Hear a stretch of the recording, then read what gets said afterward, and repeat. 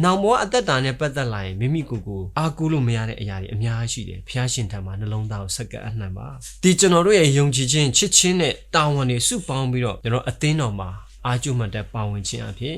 ဒီတမားတော်ကြီးရဲ့လက်ယုံတော်မိခိုနိုင်တဲ့သူအရာထိုင်းကျွန်တော်တို့ဖြစ်နိုင်ပါတယ်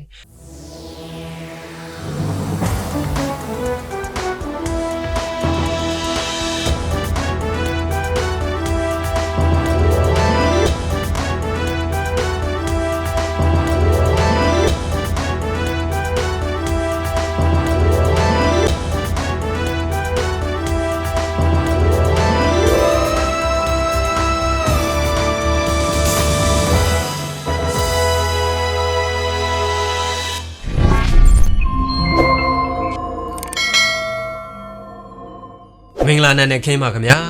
ဘုရားသခင်မကုံဆုံးတဲ့ဂိမ်းနာတွေအကြောင်းပဲကျွန်တော်တို့ဒီနေ့ဆိုလို့ရှိရင်ဇန်နဝါရီလ25ရက်နေ့ထိရောက်ရှိလာခဲ့ပါပြီဘုရားသခင်ကိုအထူးကျေးဇူးတင်တယ်ကျွန်တော်တို့ရဲ့ Let Us Pray ဆိုတဲ့ Morning Devotion အစီအစဉ်ဟာလည်းပဲဒီကဘုရားချစ်တဲ့မိတ်ဆွေတွေအားလုံးအတွက်နက်နက်6နာရီတိုင်းမှာအမြဲတမ်းဆက်လက်ပြီးတော့ထုတ်လွှင့်တင်ဆက်ပေးနေစေဖြစ်ပါတယ်အားလုံးအတွက်လည်းကျွန်တော်တို့ဆုတောင်းပေးနေပါတယ်ဆုတောင်းချက်တွေကိုလာရောက်ပေးပို့နိုင်ပါသေးတယ်ဒီနေ့ဇန်နဝါရီလ25ရက်နေ့အတွက်ခေါင်းစဉ်ကတော့အမြင့်မြတ်ဆုံးသမားတော်ဆိုတဲ့ခေါင်းစဉ်ဖြစ်ပါတယ်အခြေခံထားတဲ့ကျမ်းချက်ကလေးကိုဖတ်ပြခြင်းနဲ့ယေရမိအနာဂတ်ကျမ်းအခန်းကြီး30အပိုင်းငယ်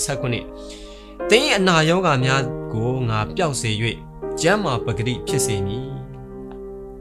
သခင်ယေရှုခရစ်တော်ဟာဆိုရင်ကောင်းကင်ဘုံမှာပဲဖြစ်မြေကြီးပေါ်မှာဖြစ်သူ့တကိုးကိုခံရတဲ့ပုဂ္ဂိုလ်တူဖြစ်ပါတယ်အရာခတ်သိမ်းကိုကုသနိုင်တဲ့သမားတော်ကြီးလည်းဖြစ်တယ်ကျွန်တော်တို့ကိုယ်ခန္ဓာစိတ်ဝိညာဉ်မှာဆွဲကပ်နေတဲ့ဒီ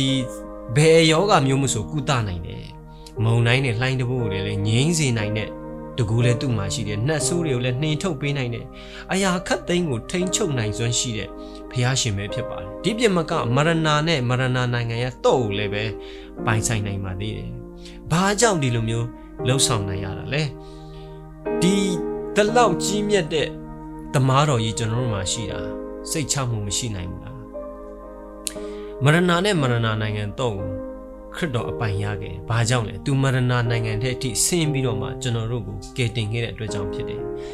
အသေးခံခြင်းကိုယဉ်ပြီးတော့မှကျွန်တော်တို့ကိုကယ်တင်ခဲ့တယ်ဆိုတော့ကျွန်တော်တို့ဒီမှာတွေ့ရတယ်ဒါကြောင့်လေဖြတ်တဲ့သူတွေကိုကျွန်တော်တို့ဒီပျောက်ကင်းအောင်လှုပ်ပေးနိုင်တယ်လို့ဘုရားရှင်ထံကိုကျွန်တော်တို့ပို့ဆောင်ပေးတယ်ကုသပေးတယ်လိုအပ်တဲ့အရာကျွန်တော်တို့ဘက်မှာလိုအပ်တဲ့အရာဆိုလို့ယုံကြည်ခြင်းတစ်ခုပဲရှိပါတယ်ဒါမဲ့ဝမ်းနည်းစရာကောင်းတာကျွန်တော်တို့မှာအဲ့ဒီယုံကြည်ခြင်းဟာအားနည်းနေစေမြဲပဲကျွန်တော်ယုံကြည်ခြင်းမှာအားနေတဲ့အတွက်ကြောင့်ဒီခိုင်မာတဲ့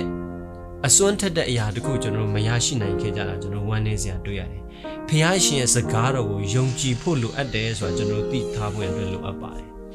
ကျွန်တော်လူချင်းစကားပြောတဲ့အခါမှာကျွန်တော်တို့ယုံကြည်ကြတယ်ထို့အတူပဲဘုရားသခင်ရဲ့စကားကိုလည်းကျွန်တော်တို့အကျွမ်းမဲ့ယုံကြည်ဖို့အတွက်လိုအပ်ပါတယ်ဘသူတရားမှကိုယ့်ကိုယ်တော့အားကိုးလို့မရဘူး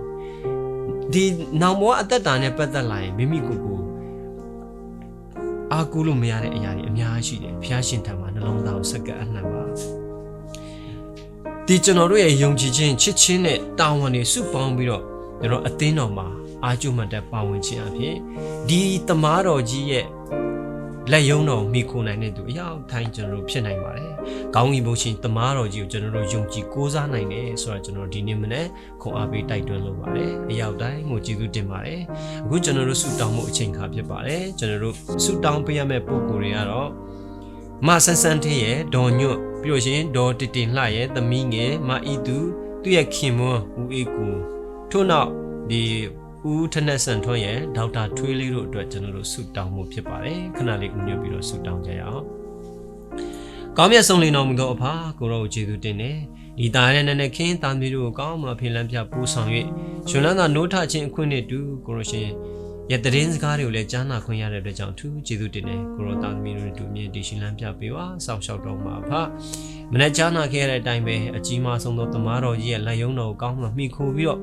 မိမိတို့ရဲ့အခြေအနေတိုင်းမှာကိုလိုရှင်ကိုလုံးဝစိတ်ချနိုင်တဲ့သားသမီးအအောင်တိုင်းဖြစ်ဖို့မာစာကိုလမ်းပြပေးတဲ့နာတော်ပါကျေးဇူးထူးတင်ပါတယ်ပါဆက်လက်ပြီးနာမကျမ်းဖြစ်သောသူတို့ဆုတောင်းတဲ့အခါမှာလဲကိုလိုရှင်သမီးမှာဆက်ဆန်းသေးပြီးတော့အန်တီဒိုညွတ်ဒေါ်တင်တင်လှရဲ့သမီးငယ်မအီသူသူရဲ့ခင်မွန်းဖြစ်သောဦးအေကိုလည်းတတိယအောင်မေးလည်းရှိတယ်ထို့တူဦးထနဆန်ထွန်းနဲ့ ဒေါက်တာထွေးလေးကိုလည်းကိုရရှင်လမ်းပြပါပို့ဆောင်ပေးပါကောင်းကြီးပေး၍ကျမ်းမာသောအခွင့်ကိုဆက်လက်ပြီးတော့ပြင်ဆင်ပေးသနာတော်ပါကိုရိုလက်တော်စက္ကန့်နဲ့ကိုရရှင်ဘုန်းတော်ထင်ရှားတဲ့အတ္တတတည်တည်နိုင်ပေးသနာတော်မှာပါကျေးဇူးတင်ပါတယ်ဒီစီစဉ်ကိုကြည့်ရှုသောကိုရရှင်ရဲ့အသားသမီးအယောက်တိုင်းပေါ်မှာလည်းပဲစစ်မှန်သောညီသက်ချင်းဝမ်းမြောက်ခြင်းကောင်းကြီးမင်္ဂလာအဖျားဖျားတို့ကိုသွန်လောင်းချပေးပါမည်ကြောင်းယေရှုခရစ်တော်ဖျား၏နာမတော်အမိပြုရယူသည်ကဆုတောင်းပါသည်ဖတ်ထားတော်မြတ်စွာဘုရားအာမင်